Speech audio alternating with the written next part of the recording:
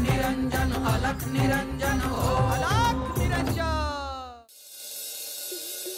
नारायण नारायण।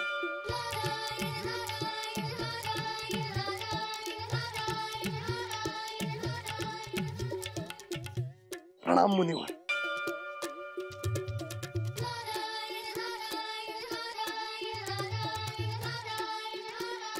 जालिंदरनाथ, आपण माझी आठवण काढली आणि मी इकडे लगेच यायला निघालो। मुनिवर, तुम्हाला इथे बोलवण्याचं प्रयोजन काय आहे हे तुम्ही जाणताच। चरपटीनाथ नववा नाथ आहे। प्रत्येक नाथ घडण्यासाठी श्री दत्तगुरूंनी श्री महादेवांनी प्रयत्न केले आहेत। तसा चरपटीनाथांवरही त्यांचा आशीर्वाद आहेच। परंतु यावेळी चरपटीला सहाय्य करण्यासाठी तुम्ही इथे आहात। तुमचंही दायित्व तितकंच मोठं आहे। हो, नक्कीच हे मला मान्य आहे आणि म्हणूनच मी हे बालरूप धारण केले। मुनिवर, आपण चरपटीला योग्य त्या गोष्टींची ओळख करून देत आहातच,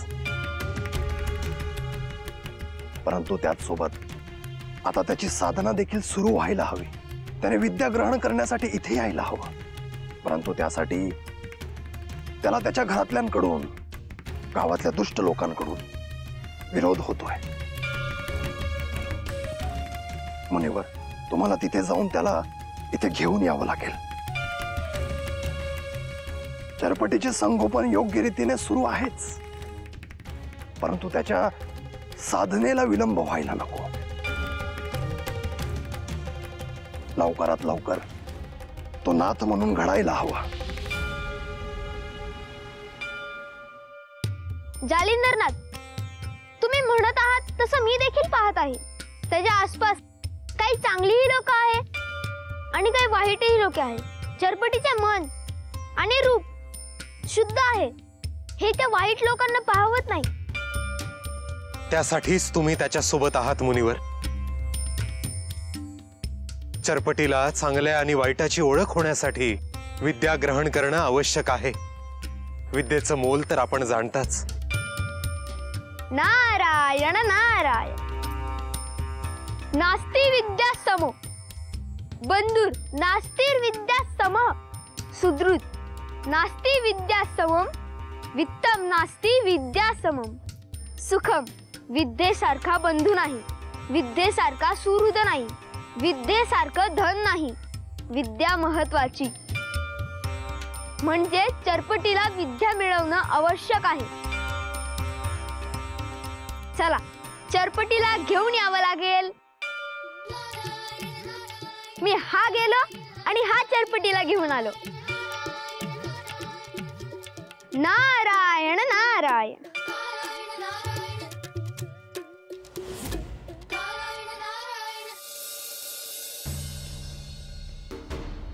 आई, आई, उठ बरं। मी तुझ्यासाठी कोमट पाणी आणलंय, थोडंसं पी, म्हणजे बरं वाटेल तुला।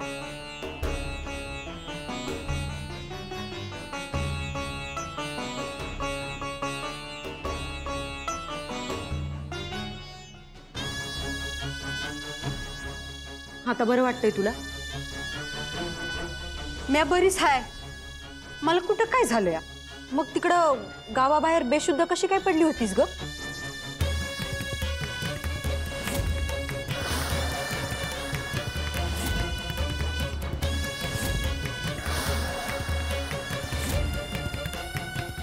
आई, मला सांग, ते समद नेमकं काय होतं ग? नर्मदे, तुला म्हणलं नव्हतं का मी चरपटी चेटूक करतो या? हे समद त्याच्यामुळेच झालं या।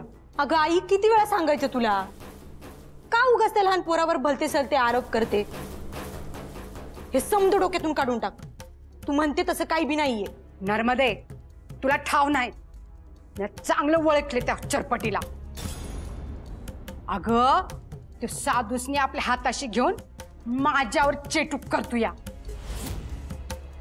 माझ्यावर चेटूक करतो वय? अरे योग्य त्याने सुरू केलंय ना वा? आता बघ मी ह्यो खेळ कसा संपवते बघच तू. अगं पर हे समजा का करायचंय तुला? त्यापेक्षा आपल्या घराकडे लक्ष दे. घरात खायला धान्य नाही, अंगावर घालायला कपडे नाही. अगं आपलं पुढं कसं होणार हे बघायला नको? तुला फक्त धान्यच पाहिजे ना?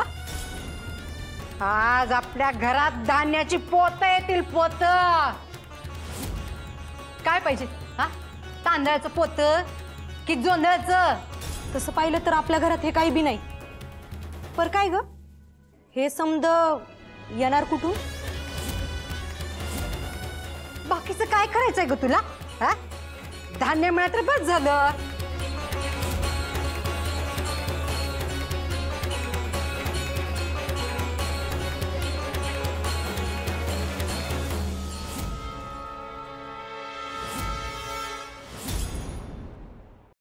नर्मदे, पूजेचं ताट घेऊन ये. आता कशाला सुरू करतेस तुझी पूजा? तू असलं काही बी करणार नाहीये. तुला सांगितलं ना हो, पूजेचं ताट घेऊन ये. मला जास्त शिकू नको, जा.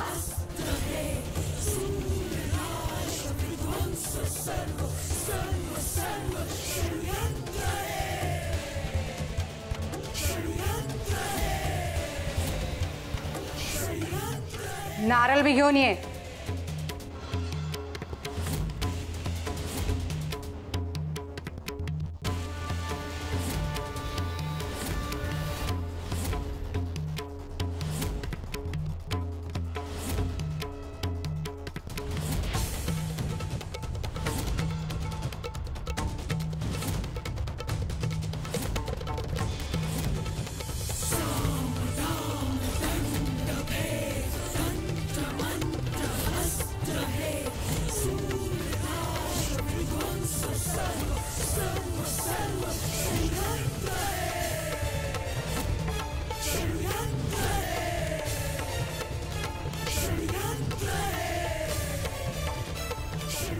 नर्मदे, तू आता हितच माझ्या मोरात थांब. बघतच राग काय होत येते.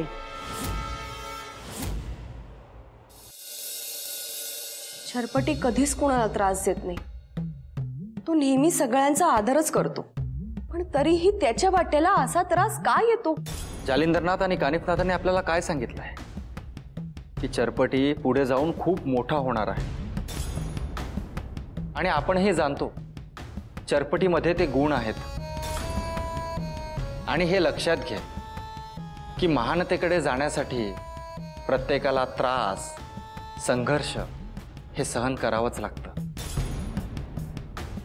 अहो पण हा त्रास केवळ घरातून होतोय असं नाही, गावातील परिस्थिती सुद्धा तशीच आहे. म्हणजे बघा ना, आपल्या घरात सासूबाई, भाऊजी यांना चरपटीने काहीही केलेलं आवडत नाही. आणि गावातील ती अंजनाई, ती सुद्धा सतत चरपटीचा वाईट होण्याचाच विचार करते. आता या सगळ्यात जे आपल्या हातात आहे आपण तेच करू शकतो चंद्रा. ह्या लोकांना कितीही समजावून सांगितलं तरी त्यांचे विचार बदलतील असं मला वाटत नाही.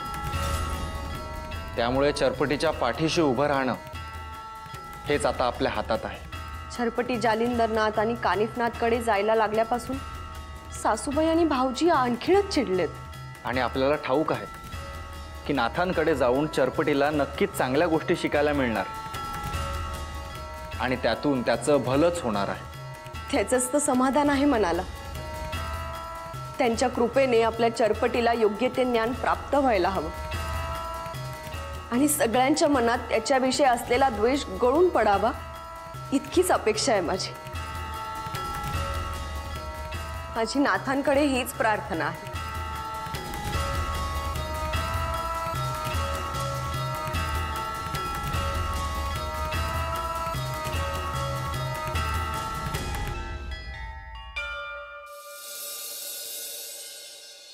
काल आपण चरपटी आणि नारद मुनी यांना सांगितल्याप्रमाणे ते आतापर्यंत इथे यायला हवे होते. होय गुरुदेव, कदाचित चरपटीला घरातून बाहेर पडण्यासाठी विरोध होत असावा, परंतु नारद मुनी काहीही करून त्याला इथे घेऊन येतीलच. ते बघा, इकडेच येत आहेत ते. नारायण नारायण.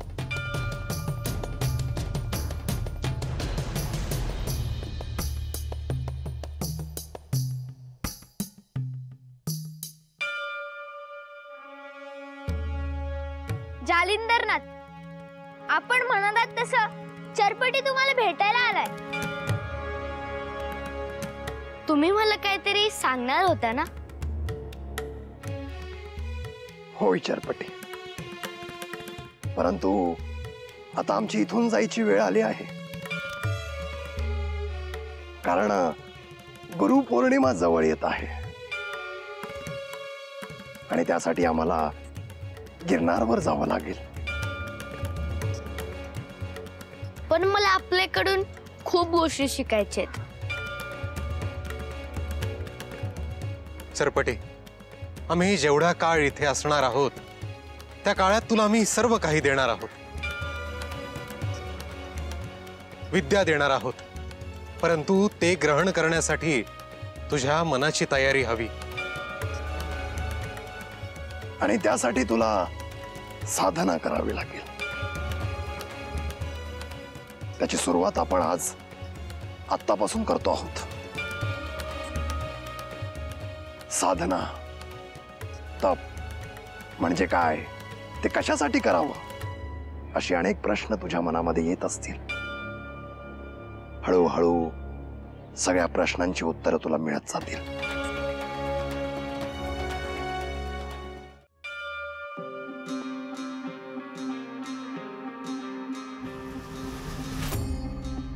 आसन ग्रहण कर.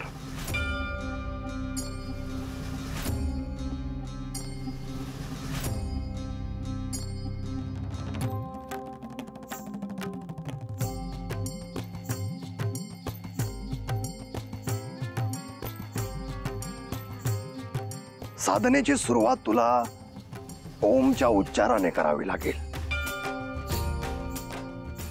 या सृष्टीच्या आद्य ध्वनीशी तुला सर्वप्रथम एकरूप व्हावं लागेल.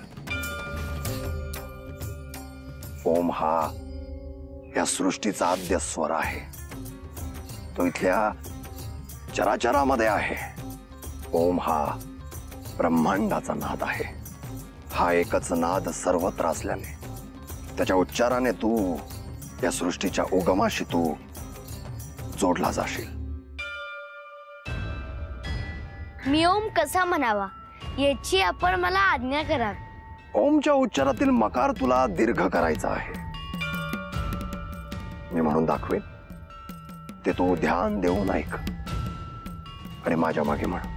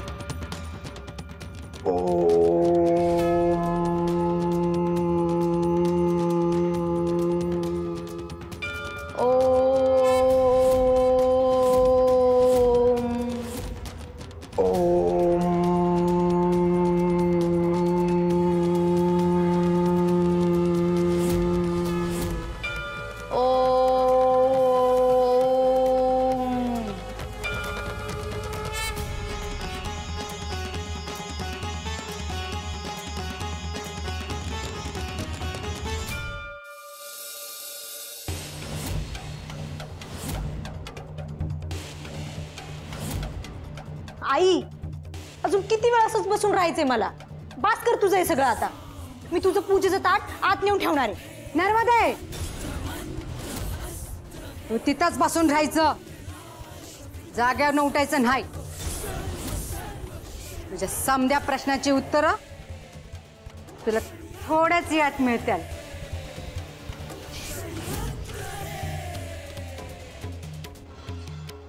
कोण आहात तुम्ही आणि असं घरामध्ये कसं काय आलात?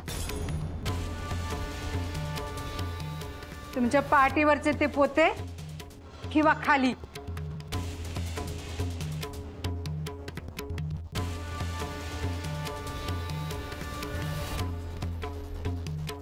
आता तुम्ही जा, तुमचं काम झालं या.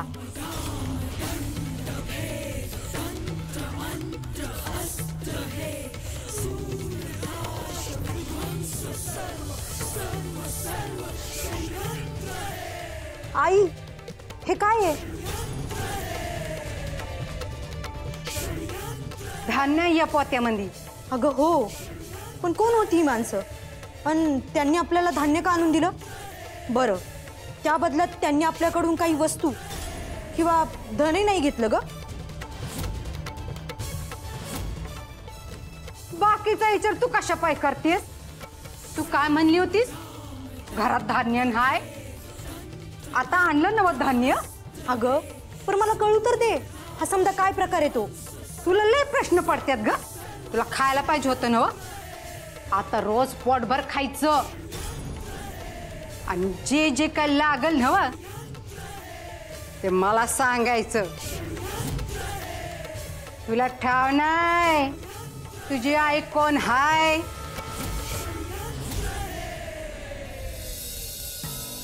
गुरुदेव, या गुरुपौर्णिमेला आपण सगळे एकत्र आहोत ही खूप भाग्याची गोष्ट आहे. असा योग पुन्हा कधी जुळून येईल ठाऊक नाही.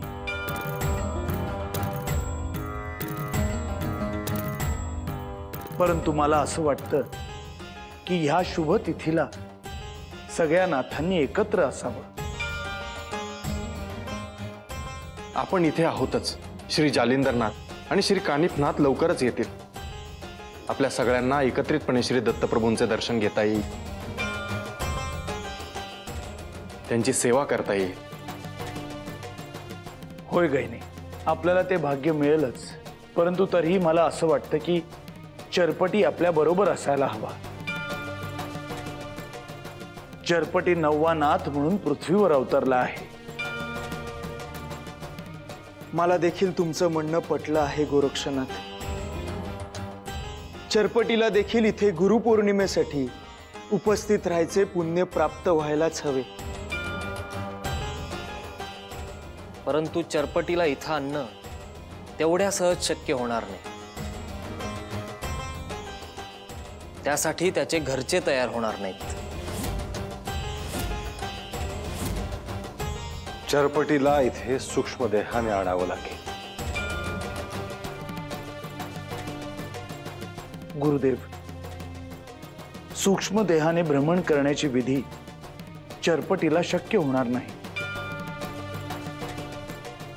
त्याची साधना अजून तिथपर्यंत पोहोचलेली नाही. जालिंदर आणि कानिफ इकडे येणार आहेतच. आपण त्यांना चरपटीला त्यांच्या सोबत आणायला सांगू. त्यांच्या सहाय्याने चरपटीला सूक्ष्म देहाने इथे आणता येईल. होय गुरुदेव, हे होऊ शकतं. चरपटी इथे येईल, आपल्या सगळ्यांसोबत गुरुपौर्णिमा साजरी करेल.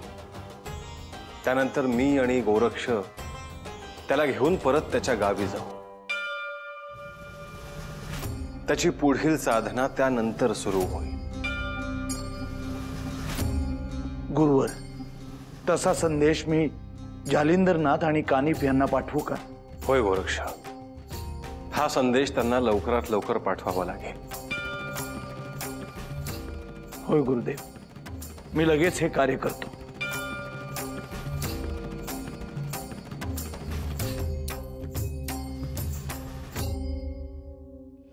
जालिंदरनाथ, कानिफनाथ, गुरुपौर्णिमेला सगळ्यांनी एकत्रित असणं अपेक्षित आहे. गुरुदेवांची आज्ञा आहे की तुम्ही गिरनारला येताना चरपटीलाही सोबत घेऊन यावं. त्याला तुम्ही सूक्ष्म देहाने घेऊन या. आम्ही तुम्हा तिघांची प्रतीक्षा करतो आहोत. आदेश. अलख निरंजन.